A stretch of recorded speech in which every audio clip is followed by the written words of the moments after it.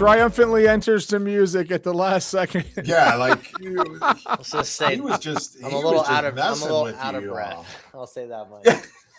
We're flying. Perfect timing. Perfect timing. Wow, it's like you'd almost think the way the youth pastor showed up at the last second, you'd think we had food here or something. You'd think there was free food. Seriously. Wait, I had one of those moments where I was leaving my appointment with someone and I was like, oh, I got time, and then I look at I'm literally out of fuel. You know what I mean? Like I need to, like at the level where it's like beyond the level where you're like, if I do not stop at a gas station and fill up, I'm not making it to wherever else I'm going next. Like, you can stretch it. I'd already stretched it. I'd forgotten that you're I'd been past stretching the stretch. it.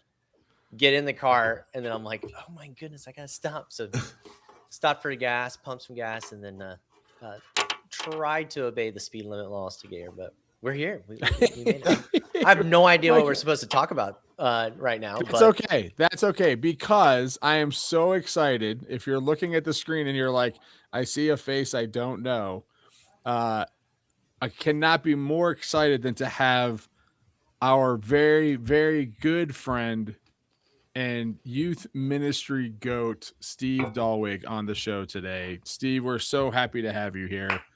Thank you. I was thinking about that was a nice clap from Tim, just for Tim. Applause. Tim can explain this in a second, but I'm trying to think. I can't tell you the year, but in South Florida, we built a retreat that's over 20 years old. And you were one of our first speakers. Right. And in Vero Beach. Right. And it was, it was like 20 years ago. That was the first. Yeah. It had and you were down in a swamp. and our mutual friend, Matt Wilson, brought Correct. you. Yes. Yeah. Matt was at Wellington or in Wellington at the time. But he grew up at Chapelgate. 20 years. But didn't he grow up at Chapelgate? Yeah, Matt Wilson was in youth group with me. He was a year older than me. So I was in his small group Bible study growing up through high school. So it's a very weirdly small world here in but we've got to be much better friends working on this and being in the cigar minority, sharing cigars late at night on our the most important conversations shaping the future of the PCA and youth ministry have happened at 2:00 in the morning over a cigar. There could be worse times and worse things to be doing. That's for sure. Absolutely. Tim, why don't you? Yours goes back a little farther. Goes back a little further. Well, actually, let's see how long. Yeah, I guess it does because I've been married 30 years. So I had to figure that out. Well, my question to Steve is Steve, last month we were having our meeting with the PCA NextGen team, and you said I had a special announcement. Do you remember that? And then I had to retract your announcement. Yeah. I do remember that. Yeah, I remember that. Yeah, you remember that. Is this equally not the time? No, the announcement is official now. I am going to be a grandfather. So now, I don't have to be mad at Steve anymore for spilling the beans.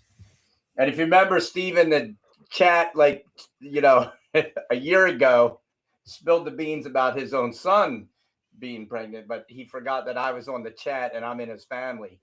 And I was like, Steve. And then he's like, oh yeah, don't tell anybody. It was kind of funny. So overshare, I guess he might have a problem with the oversharing good news, which is it's a I just love to announce good news. I also love to spill some good tea. So if we got tea brewing, I want to be part of spilling it. Just kidding. Let's make Stephen Estock really nervous, and let's make that a segment on the show now. PCAT. That would be fun. What's the PCAT? Yeah. What's the PCAT? We're going to change the whole direction of the podcast. But But Tim, you kind of alluded to it, but explain your relationship with Steve so everyone understands that doesn't know. That's not on the group chat. Yes. So Steve has one of the most amazing sisters ever, and I was fortunate enough to marry her. And that's a good answer. When I married Julie, I was a phys ed teacher, and and then I was at Chapel Gate. I was at Chapel Gate when I became a Christian, and I started working for Matt Wilson in the middle school ministry there. And then that's where I met Julie, and we were volunteer leaders in the high school ministry once we got married. And Steve, I guess Steve, you came in by then, so I knew him family. And then Steve mentored me and helped me. Get into youth ministry really, and got me the job up here at Cornerstone. So we've had this family relationship and this professional relationship too. And of course we're in the same fantasy football league. And that's what really matters. Steve had a terrible team for years and years and years and years. Him and my other brother-in-law, I was almost ashamed because they were both like the two worst teams in the league every year. But then within the last few years, both of them have won a championship. So, and as a matter of fact, Steve even has the Herald Cup. This is it right here. This is the Herald Cup sitting proudly in my office. And that cup is older than Mikey Puckett, I believe. Yeah. Oh, yeah. From 1991. It is older. It is older. I got a 2010 Chester County Crows on here. And then a 2018 Chester County Crows. Wow. And then a 2021 Brimfield Raptors. That would be It's a relic. It's a relic. And then there would be a 2020. It hasn't been engraved yet, but there'll be a 2020.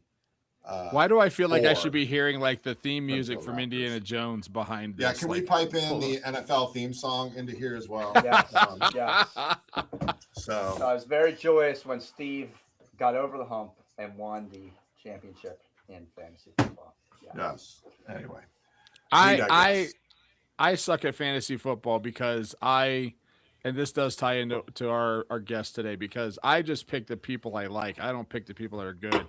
So I always, and this is something else that Steve and I have in common that I'm wearing just for him today. Yeah, amen, brother. There we go. My Chicago Bears shirt. I don't know how Steve we doesn't found like each other. The Bears. I do. It's my second fave team. My second. What? Team. And you're a Ravens fan? I'm a Ravens fan, and that's seldom a conflict. That's your NFC team. That's your NFC team. I was born in Chicago. Tim actually was a Bears fan too. So that's right. That's right. I became a Bears fan. You're outnumbered, Mikey. I take pride in having the worst franchise affiliation in the NFL, the Atlanta Falcons.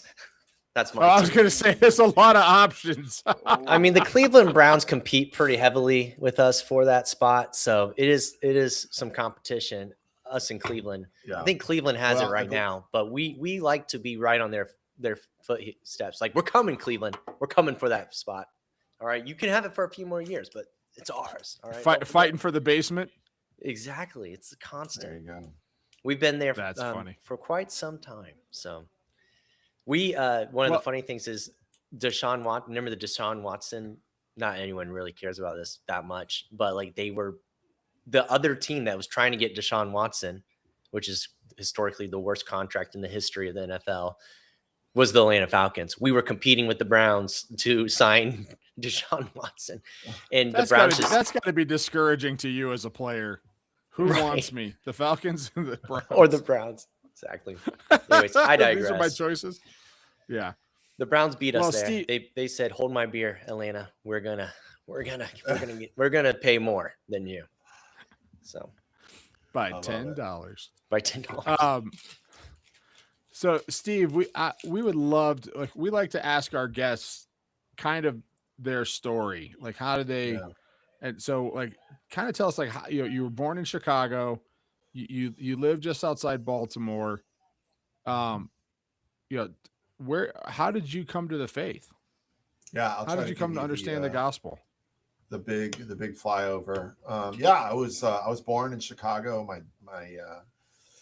My dad worked for an oil company that was there in the Chicago area, and that's where my parents grew up, was in Chicago. But my parents were believers, and so church was always a part of our life as children. My parents taught Sunday school. We would often be in their Sunday school classes. So being around the scripture, being around the gospel was something that was just part of our family. And we weren't Presbyterians then, but yet the promises of the covenant were being made real in our family. My dad his job transferred him to the Milwaukee area. And so we were actually in Wisconsin through later elementary school and early middle school. And then my dad ended up working for a completely different oil company. And they were headquartered out here in Baltimore. And so when I was in 8th grade, we moved out here to Baltimore, had to find new church, new school. And as you guys know, middle school is just probably the most awkward age to be alive in. And I was one of those just awkward middle schoolers who was struggling with insecurity, struggling so much with knowing who I was, where did I fit in? And my parents got plugged into this local church. They had never been to a Presbyterian church, but they found this church called Chapelgate. And it was about 10-15 minutes from where we lived, and we started going. And I started going to youth group, and that's literally what it was called. It was called youth group. You would go to Wednesday. Wow, that's ancient. Had no fancy name, and we started going to there, and I began to make friends. But a couple, and I loved it. I loved being a part of it. I loved being a part of the activities, going on the retreats, and it actually, for me, who was this insecure person coming into a new school and figuring all these things, the church sort of became my first safe place for me as a student to be myself and still be accepted and be loved.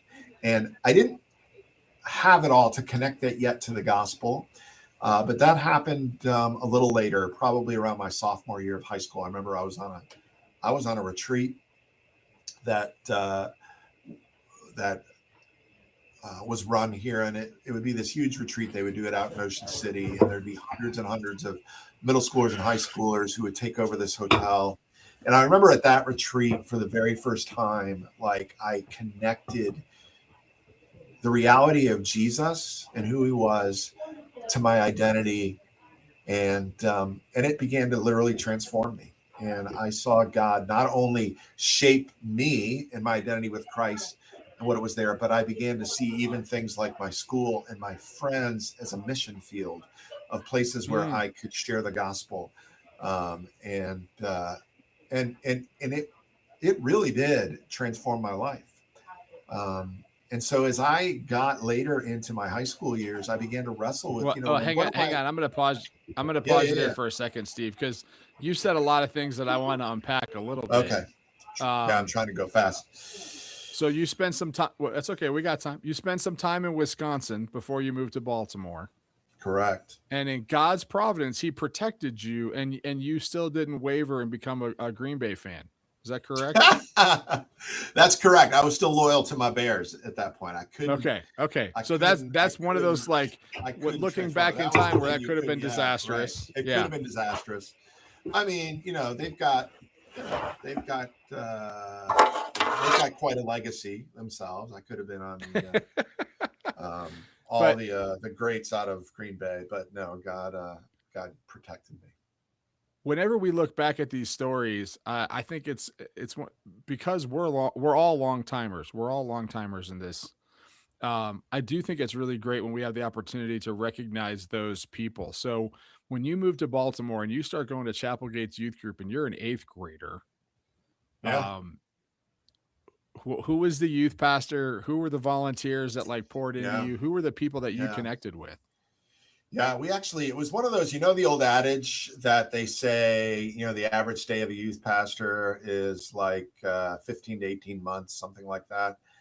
That was literally my middle school, high school story.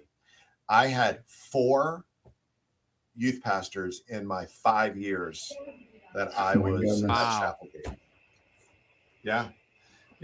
That's too funny. Which is crazy. But each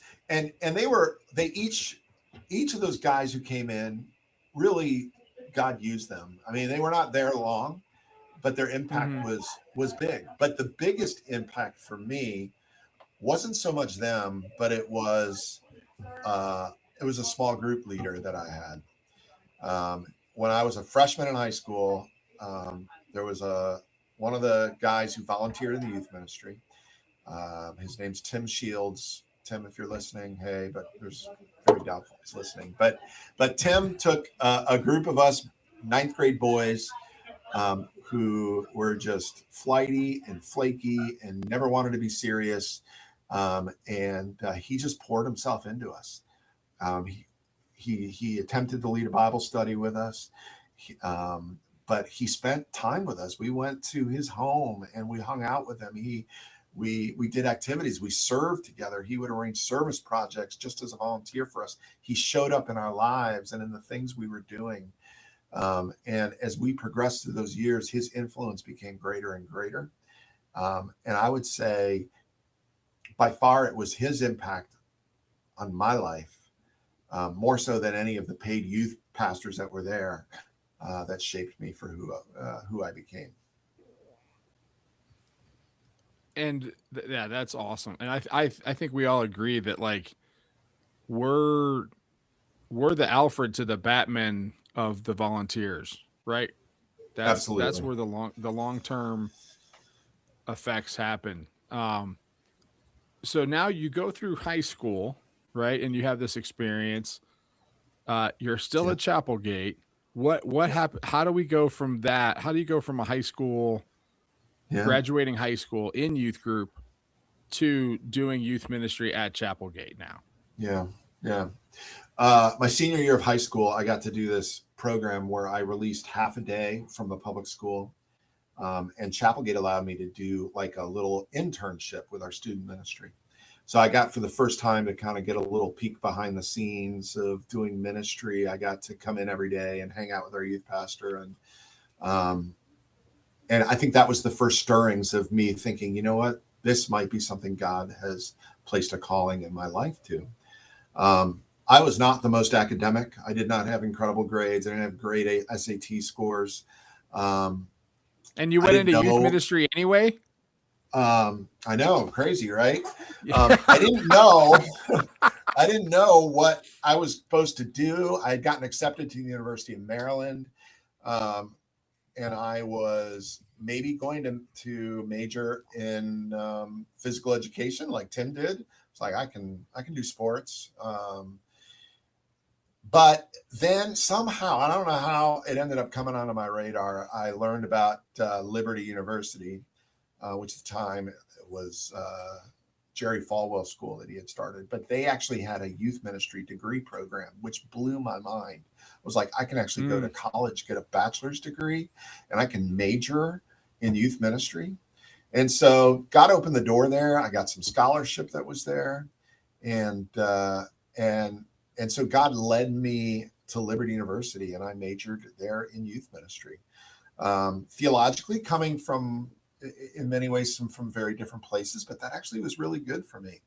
I got challenged to hear some teaching that didn't line up with what I had always been taught, and it really forced me to wrestle with, what do I believe? While all at the same time, I was dating who is now my wife. We started dating during the end of my junior year, and she was a senior. She was just a girl from the youth group that we met. Actually known her for years, and we started dating, and she ended up at Liberty as well. And so I got the privilege of being able to to major in student ministry. I got involved in a small local church that was there, and I was running youth ministry at that local church along with my wife and some friends. I would come home and do summer internships at Chapelgate. And the more it happened, the more I was like, yeah, this is where I feel alive when I'm working with students. Wow. And I knew this was a calling. I knew it was a calling. And so how did that transition to Chapelgate? So you're interning there, right? I was interning there. Yep. And then it was time to say, okay, now I need a real job.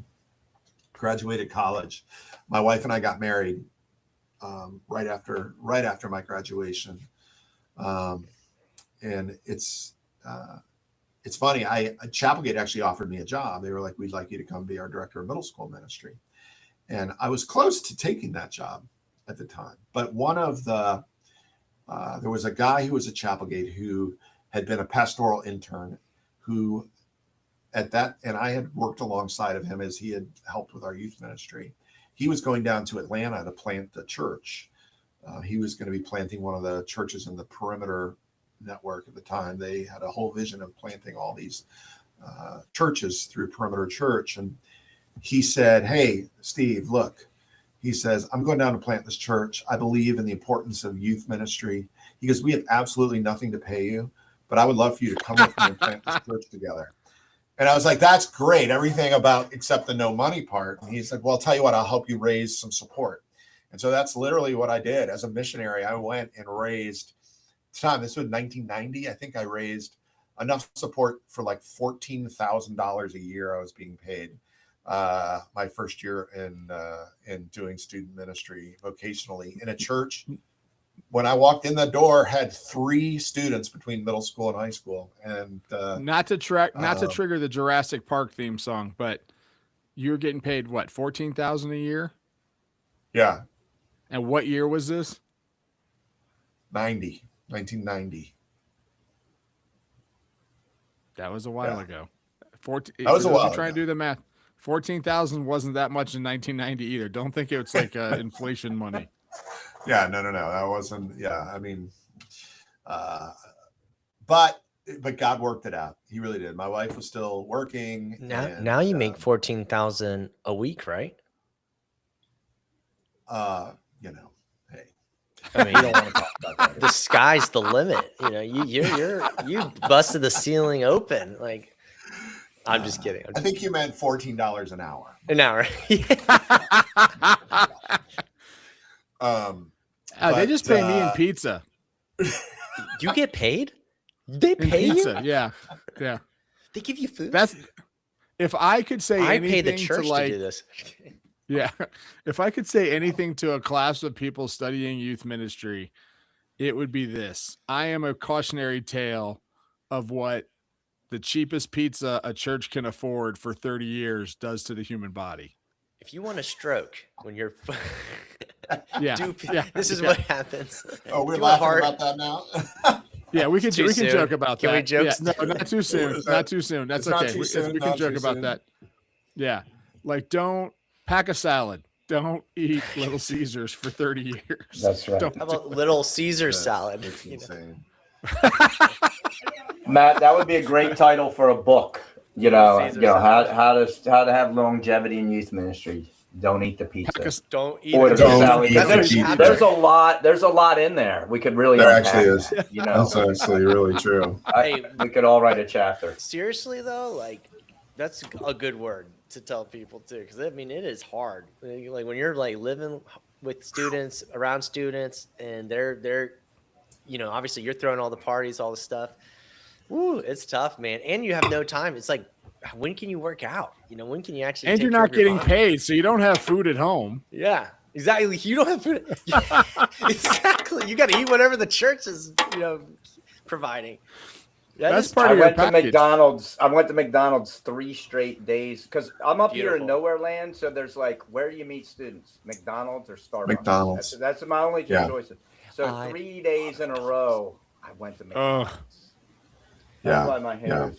Okay, this is not important. Me, I didn't eat McDonald's for years. I know. And I just started eating it with little kids, and it's amazing. I don't Happy Meals for days. I love it. Like I love it just as much as they do. I get it just as excited.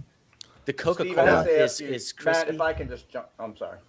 Mikey, I didn't mean to Tim, talk. I mean, yeah, Tim, go ahead. preaching. But there is a cultural moment here because I was at McDonald's. I was meeting a student Friday, 5:00 at McDonald's. Sit down in the restaurant. Steve, how many people were in the restaurant with us? At 5:00? 5:00 on a Friday at McDonald's. I'm thinking it was probably packed. There were 2 people, me and the student I met with. What does that say about today's world?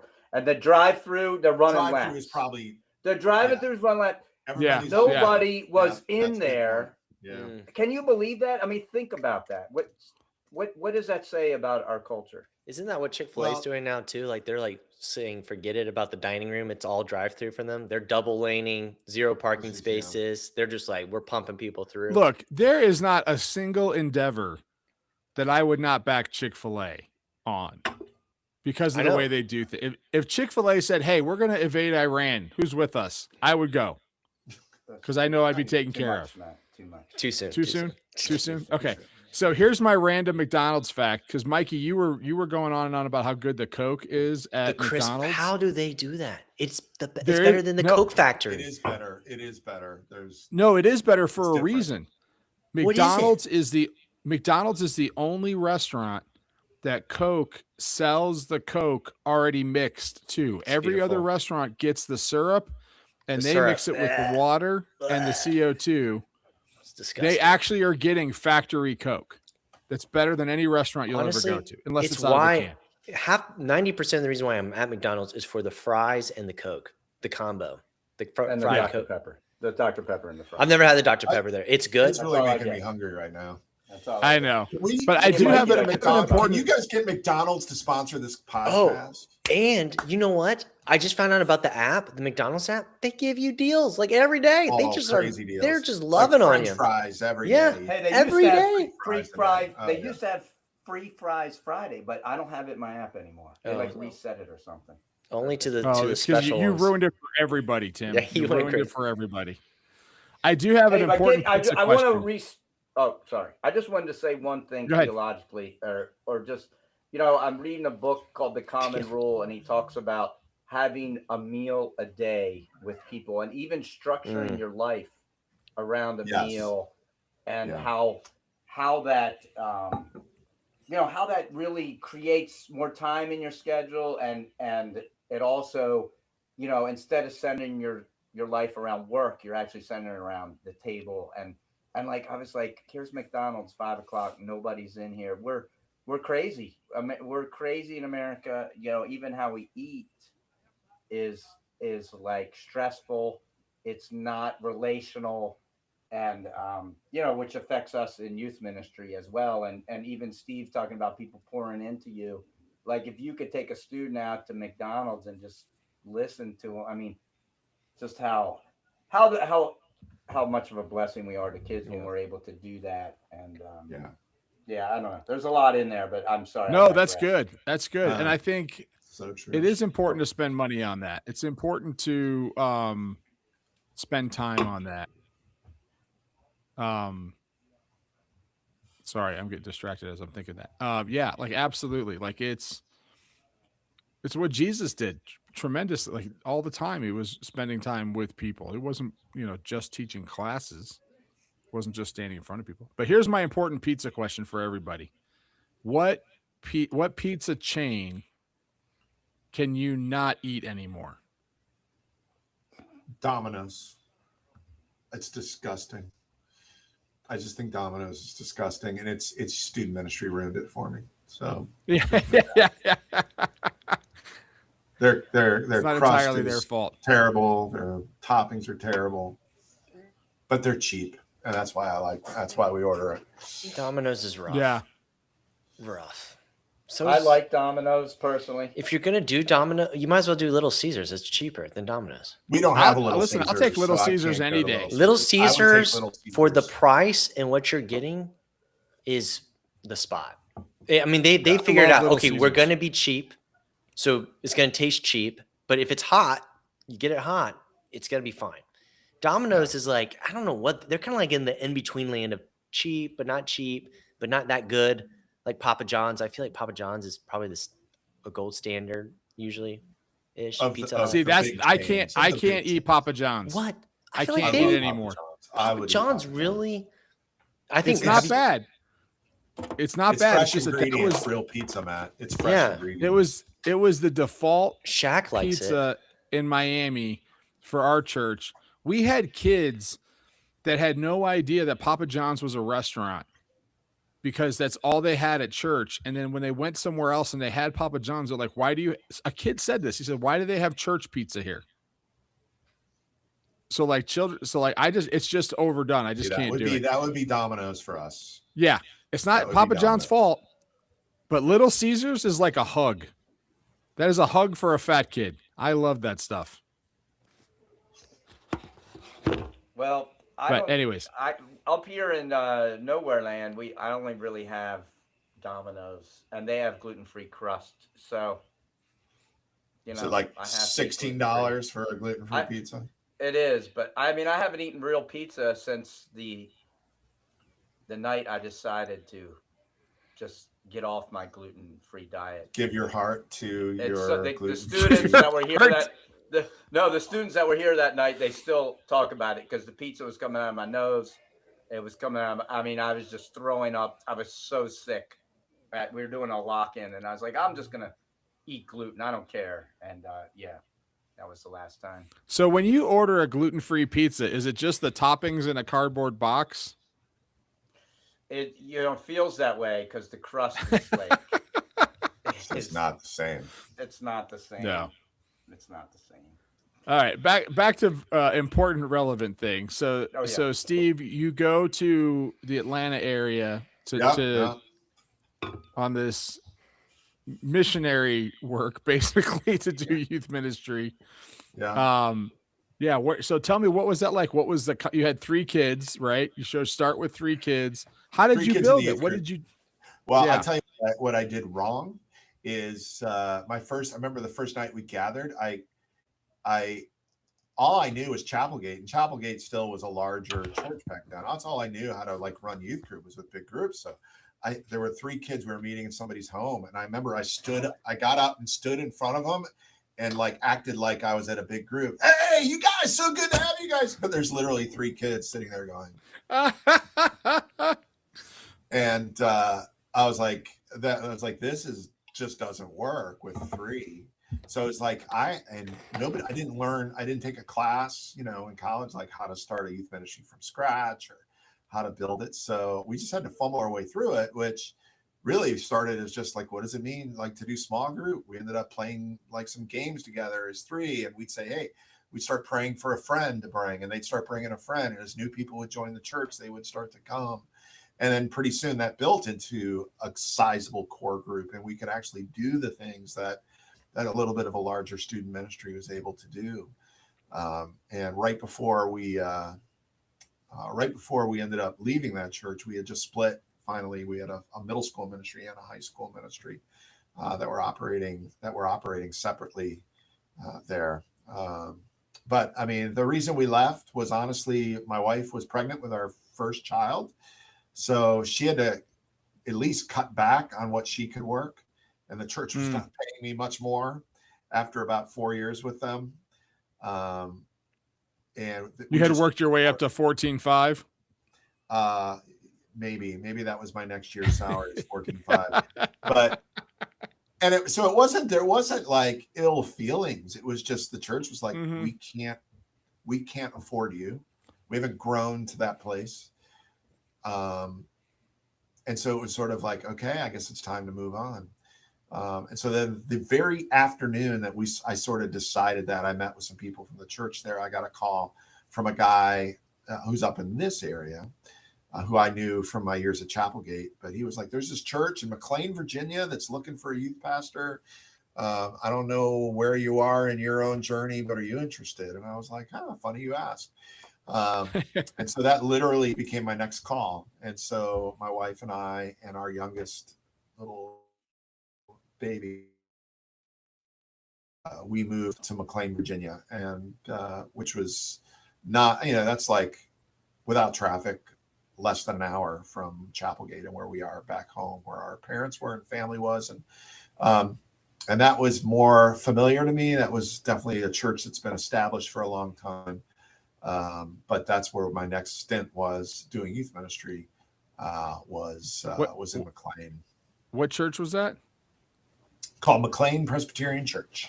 Oh yeah. Yeah. Know it well. Yeah. McLean Presbyterian Church in McLean, Virginia. Yes. So I started seminary at RTSDC, which was started in McLean. Okay. Right. And the RTS has a campus that, they used to have classes in McLean Pres. I don't know if they still do. No, they've got their own room, their own building now, but yeah, they started in McLean. Yeah. Yep. And Mikey and I have a buddy, Jake, who is now their youth pastor there. So Jake, I don't know if you listen, but what's up, bro? That's a guy. We got to get him on here with us. I know you guys should get Jake. He has that guy's a story. Yeah, that guy's got a great story. So, seriously. Yeah, good. That's a good reminder, Mikey. We should reach out to Jake. So anyway, so you transitioned from Yeah. So I was just gonna say, we transitioned from Atlanta to there. Make a long story short, God was good to us there at McLean. Again, we loved it there. Our senior pastor there was a guy who basically started that church. And he actually was one of the people that helped sort of form the whole sonship movement with Jack Miller. Wow. And he actually, when he left McLean Pres, when he retired, he actually went to go work with World Harvest, which is now Surge, to take over that ministry after Jack Miller had passed away. So there was just gospel-soaked community. But what happened, which, is one of those scenarios that a lot of us maybe have experienced, or maybe in the back of our mind, it's our fear. But when the senior pastor there retired and announced his retirement, obviously it meant it was time for a new senior pastor. And the guy they brought in as the new senior pastor at McLean Pres was a very ambitious senior pastor, a lot of vision. But he looked at the staff that was there, and he kind of looked at the student ministry. And in his mind, our student ministry was too small. It wasn't, we weren't bringing in 100+ kids every week. And he just basically told me within the first few months he was there that he doesn't see me as a part of his team. So that was, again, putting me in a position where God is going to be leading us somewhere else. And by that point, we had 2 boys, and my wife was pregnant with our third. And that's when I got another call from Chapelgate. And the irony is Chapelgate was, again, hiring for a director of middle school ministries, which was that very first job I was offered. You turned down, yeah. That I turned down. And this time I accepted it. And in 1999, I took that call to Chapelgate to become at that point, the director of middle school ministries. And that was 27 years ago. Wow. So, and here I still sit. So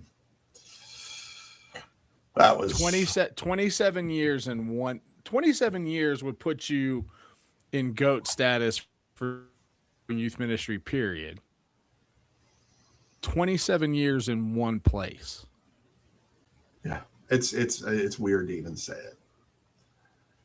It's weird to even so say what do you think what are some of the things? So, if you were like a young guy talking to me right now, I would say what a great trajectory for you to leave the place that you love and go screw up for 4 years somewhere and learn a lot. Yeah. And then deploy what you've learned somewhere else in a bigger setting to prepare you to take you to Chapelgate. That's right. Right? Yeah. Like hindsight. Yeah. That's hindsight though. Yeah, absolutely. Yeah. But and I would say that like my biggest desire before I even got before I ever had a job was to only ever work one place. I don't know where that came from, but that was just a desire on my heart. And that's never been the case. I've worked a couple different places. Why do you think it's beneficial? Why do you think it's in the church's best interest for someone to work there for 27 years? What's the benefit of having someone at the helm of youth ministry? And I know that your capacity has varied and it evolved and changed and things like that. But why? Why is that good, Steve?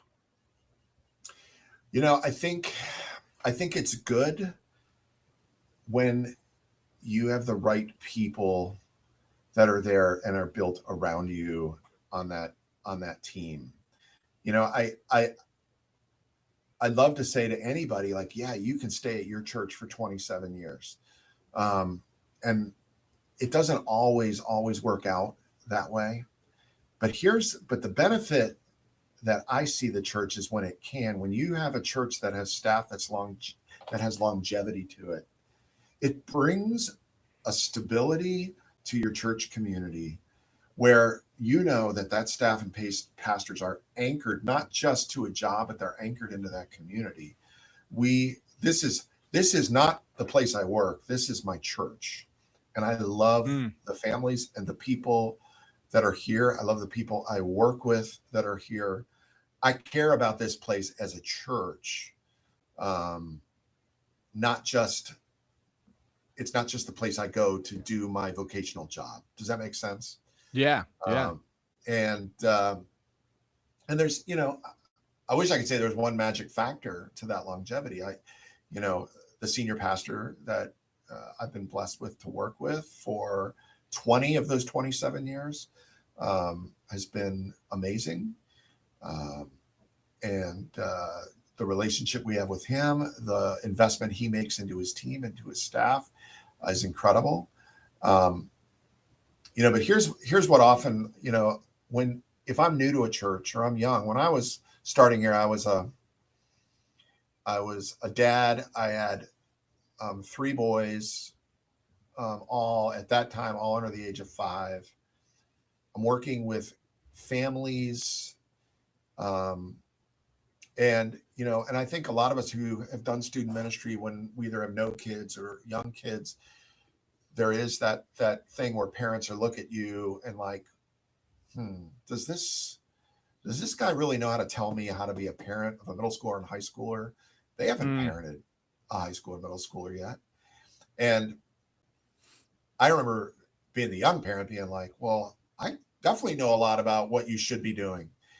But here's what happens though. When you stay at a place for a long time, when I got to be a parent of middle schooler and high schooler, I went, oh crap, they were right. I was so wrong about some of these things. I had no idea what it's like being a parent of a middle schooler or a high schooler. I lived in an ideal world. Is like, yeah, of course youth group should be the most important priority in your family. You should never let sports, champion those things. And then I've got my kids who are involved in travel soccer clubs, and they're skipping youth group to go to tournaments or things like that. And so we're wrestling with the very things that I wrestle with parents. And so my understanding of what it was like, I now became, at that point, when I had that longevity, I now became someone who I could understand other parents and families. And they knew that I had been here for a while. And that just continued to change as now I live in this stage where my kids are all adults. They're all out of our house. 3 of my 4 boys are married. And I have 2 grandchildren. I am older than almost all of the parents of the students that I work with. And that creates opportunities for me to speak into their lives as parents, and they listen to me in a way they probably never listened before. Because not only am I someone who has been in this with them, I now have walked my kids through this. And it wasn't always easy, and I definitely made mistakes, and we struggled with some of our kids. But I think that lends credibility, it lends stability. And I think it helps create a culture of security for our church when you've got staff that have that longevity and that knowledge. And now I've got the parents of the kids in our youth ministry I had in youth ministry. That's the weird thing, right? You're talking about grandchildren now. You've got grandchildren in your family and in your ministry. Yeah. So it's and it's incredible. And obviously God has different trajectories for all of us. I know that it's rare to be in a position where, like, wow, you've been in one place. When we came here, I assumed it would be like it was in the other two churches, maybe 4, maybe 5 years. And then I felt like in a blink of an eye, here we are, turned 20 years, and God's still moving, and he has changed what I do. The amount of responsibilities I have has changed. All the hats I wear here are different. But it's been good. And I think, I was thinking about this today as I was thinking about being on the podcast. I think one of the things we have to learn to pay attention to as youth workers is the seasons of life that God puts us in, and our capabilities and what we can do, what we can offer, how much we can give, and the way we give it changes in various and different seasons.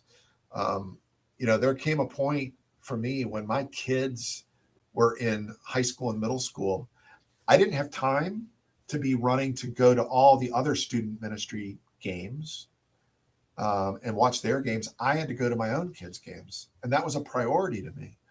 And that was okay, because the last thing I wanted is one of my own kids to go, well, Dad shows up at all the other kids' stuff and yet doesn't come to mine. But that was the season I was in at that point. And I was able to say to my volunteers, I need you all to be able to show up at these other kids' games. And sometimes I get lucky, and the same game that my kid would be at, there'd be kids from other churches playing. From other schools that were playing, and I was able to connect with them. But that was a time where I knew that my family was important. And as I transition more to being an empty nester now, I've got so much more free time. I can show up at kids' games. I can show up at their plays at night. I don't have to worry about being home to put my kids to bed. And that's given me, new opportunities. And so I think as we begin to understand the seasons we're in, and we work with our volunteers, that they both understand their role and they see the different things you can offer, I think is part of how that feeds into the longevity of it. No, that's incredible. So I've been talking. I feel like I've talked enough. So the last thing I kind of want to talk about, and we would be remiss if we didn't get into this, but talking about seasons of life stages, I learned these words from Chris Hodge, the senior pastor here at Village 7. And he talks about being a warrior, being a chief, and being a sage. Right? So the warrior rides into battle, the chief leads them, and the sage is who people go to learn how to lead and how to be a warrior. So Steve, you are definitely in the sage stage. You're still riding into battle with your team, but you're leading a team, and you are one of the principal architects of the PCA NextGen Certification. And I want you to talk about that a little bit, but more importantly than that, I want you to talk a little bit about you also run a seminary. you teach seminary, you help run a seminary, you teach seminary classes. You're still the youth pastor at Chapelgate. Why in the world would you be on this podcast? Why in the world would you be on this team? Why in the world did you help create and help run a certification for people to learn how to do youth ministry? Yeah. Wow. There's a lot. It's a lot you put in there. And again, like I said, and like you said, seasons of life change. The way God wired me, I love to have my hands and do a lot of different things. I think if all I did was just run our high school ministry. I would love it. I mean, I love students. That's why I do what I do. But I feel like God has equipped me and enabled me over time that I can do more. And so I want to be able to use my gifts in various ways. Honestly, the seminary, I helped start that with Chapelgate for a very selfish reason, because not purely selfish, but when churches are connected with seminaries, you bring in these young students, and part of our seminary program, they're required to do what we call a practicum, which is hands-on stuff. And it's a natural place to begin to pull leaders into our student ministry. We have had numbers, and currently I have 2 resident interns who work for me that are both in the seminary. They're part-time, but having people like that actually enable me to do more things, and it's constantly allowing me to pour into them. So that's why I love what I do with the seminary. It's still the same thing. It's equipping men and women, a lot of them young men and women, to do ministry. And so I think the certification program that we do with NextGen wires, in my mind, right into that. Seminary can do a lot of great formative stuff with our knowledge, but where seminary doesn't often, and I won't say it never does, it doesn't often give us the training and equipping we need to do the day in and day out things that we encounter and we experience, especially if we have a calling to youth ministry. We know that there are people doing youth ministry who either aren't paid at all. They're just like the chief ultimate goat volunteer at their church. Their pastor said, "Hey, we need someone to do ministry. Can you guys do it?" Maybe sometimes you came out and you were hired as an assistant pastor, and they say, "Oh, also you need to run our youth ministry." And you don't have any experience doing that. Mm-hmm. Well, with NextGen, we started a certification that was modeled very similarly in a way that our children's ministry certification is. But we said, how can we tap into some of the knowledge of some of the most seasoned and equipped youth ministry veterans? In fact, all of you guys who are sitting on this podcast, how can we use them to pass their things they've learned on various topics of youth ministry onto others? And so we put together this 1-year certification process where when you go into it, each month there is a different topic related to student ministry, and you will watch 3 20-minute-ish type videos that your ministry coach that month will have put together. And then you'll participate in a Zoom conversation interaction with them where you get to talk about the things you're learning. It also involves some reading and some homework and working with a mentor. But we've seen some incredible fruit come out of that. And you're learning the stuff that really matters when it comes to being able to do youth ministry well. I've seen and the stuff we talk about are the things that a lot of guys end up having to leave churches over or get fired over, to be honest, or girls. Because there's just things that are important that we have to know what we're doing, and we have to be able to do them well. We spend a whole section on just how do we communicate well. If we don't communicate well, people aren't we could have the best intentions and the best ministry, but if we don't communicate it well, then people are left to their perceptions. And perceptions ultimately is what matters. So anyway, those are the kinds of things we want to tap into in that program, and I love it.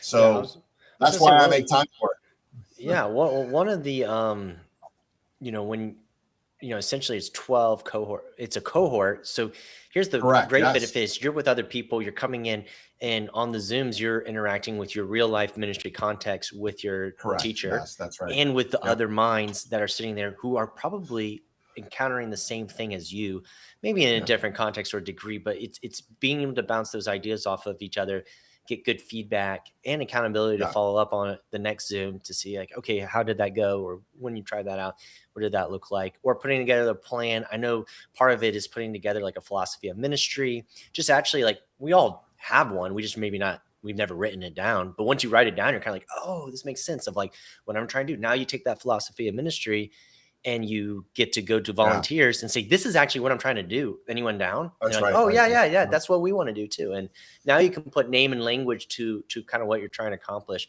Or you might have this philosophy of ministry and realize, oh, my church does not share this with me. Maybe I need to find a place or change my philosophy, a place where it shares that, or find it, it's really helpful. One of the other ones is like administration, this kind of like organizational, it's just really practical. In seminary, these are things that don't necessarily get brought up to the forefront, when you're sitting in a classroom with theological minds and questions about, sanctification or holiness or sinner, again, these conversations like this matters, but we also, what does this look like in a teenager? Yeah. And wrestling through those things. But I love that we get to do it. And one of my favorite things as a teacher is getting to meet other people, and I learn from them. Seriously, every single time someone shares something with me and shares their story with me, and shares the pieces, and I take that. It's just a great opportunity to connect and have that. And then you're also like, one of our residents did it, and I was like, you get to connect with all of these guys who then can connect you to other guys and other guys. Right. I mean, it's just so fun.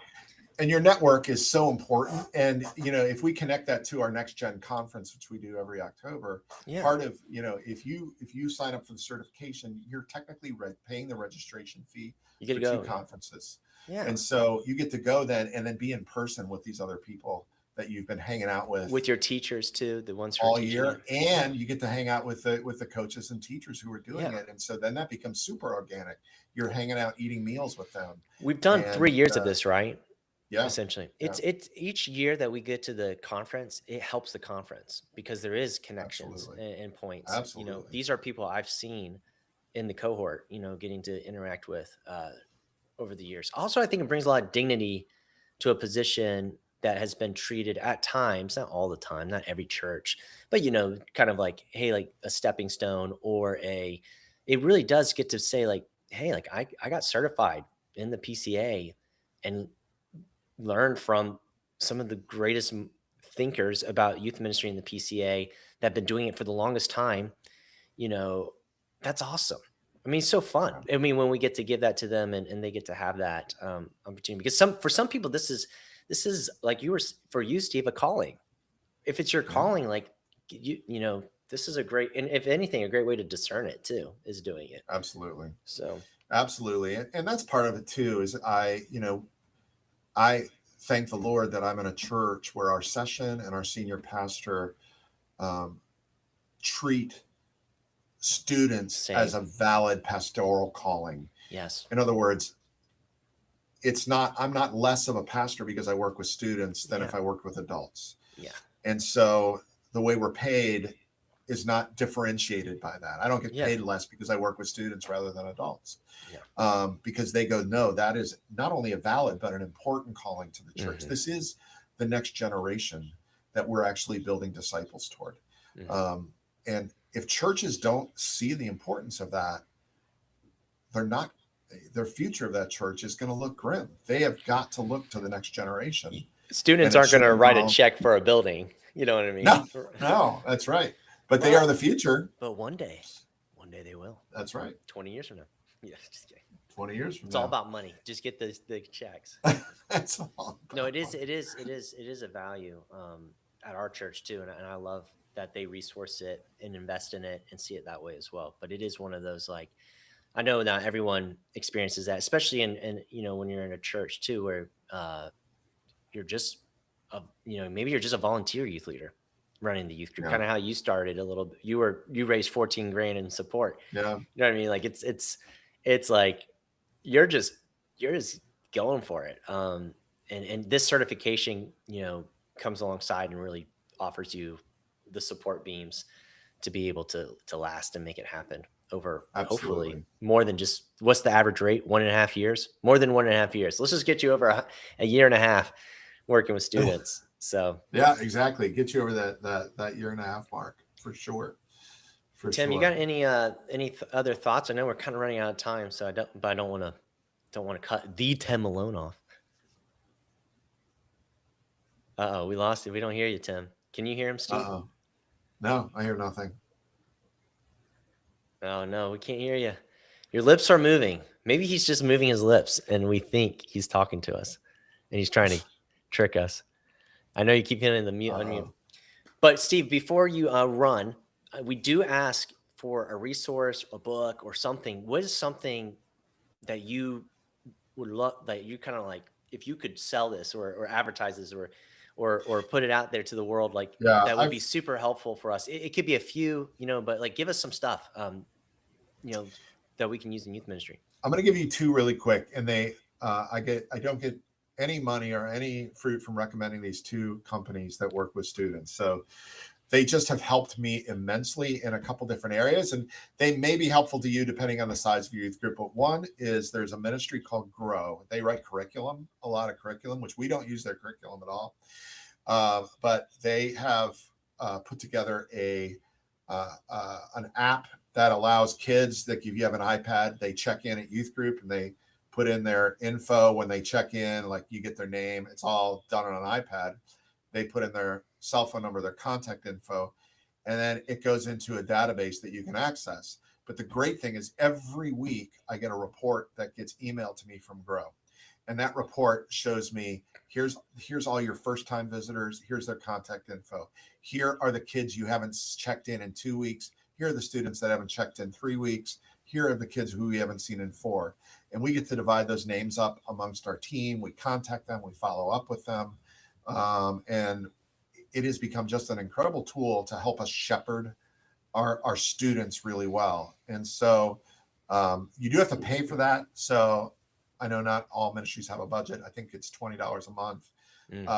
But for us, it's an easy spend for $240 a year. Oh, yeah. Because of the value it is for us. And I would say, and I say this, you got to work with a planning center.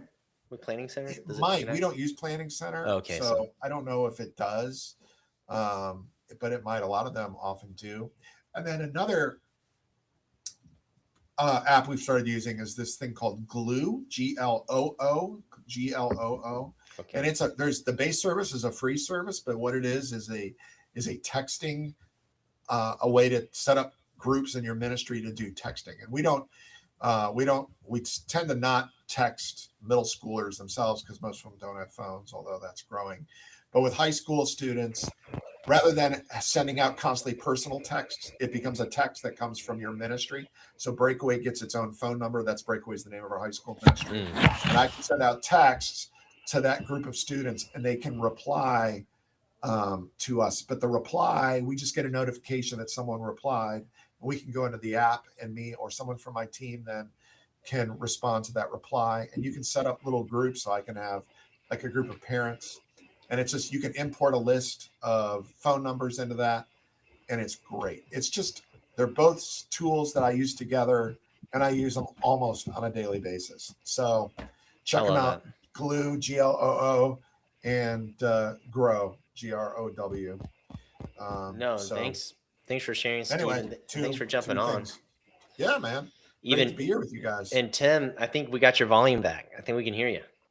Mikey, you're the one who did it. So don't act like, all the people that are listening out there. You cut me off. That's all right. Your background noise is loud, okay? So no, he did. I got the text proof out here that Mikey muted me. So that might be another show.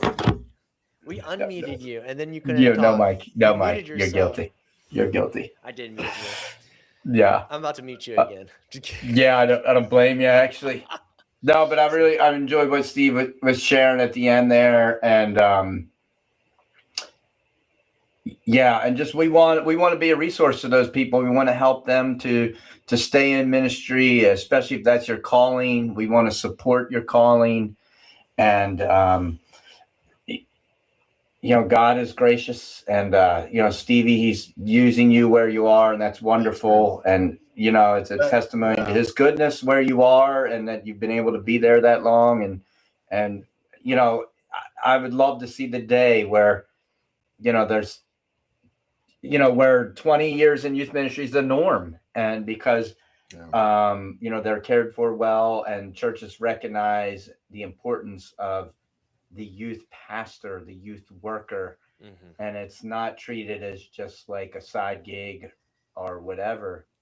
And and I think that's part of our vision here at NextGen is to come alongside people and professionalize them or whatever you want to call that, care for them so that they can respond to their calling and thrive. And just think of the lives that you have touched in all those years and where they are now and how that's kingdom growth. And so I love it. It's great. Come on now. Come on. Hey, seriously, thank you, Steve. We love you. Hey, man. Tim might not love you, but I love you. No, okay? I do. And not just I actually love Tim too, but not just because I have to, but yeah. Well, but with family, it's we'll be in touch and excited about everything that's going on with the certificate and guys conference October. Get online. Let's go. Yeah, sign up as soon as that's live. Everybody should sign up for that. Yep. And, all right. Just a little tidbit. Steve's senior pastor and Mikey's senior pastor will both be at the NextGen conference. It's gonna be fun. That is correct. It will be one for one that it'll be one of the most unique. Yeah, one for the books. It will not be the typical. It'll be. They're a little older. My pastor's a little older. His filter has kind of come off. So if you want some unhinged comments, it's gonna PCA, it'll get unhinged and on the church. Then come on. NextGen. All right. Well, we'll see you guys. Take care. Take care, everyone.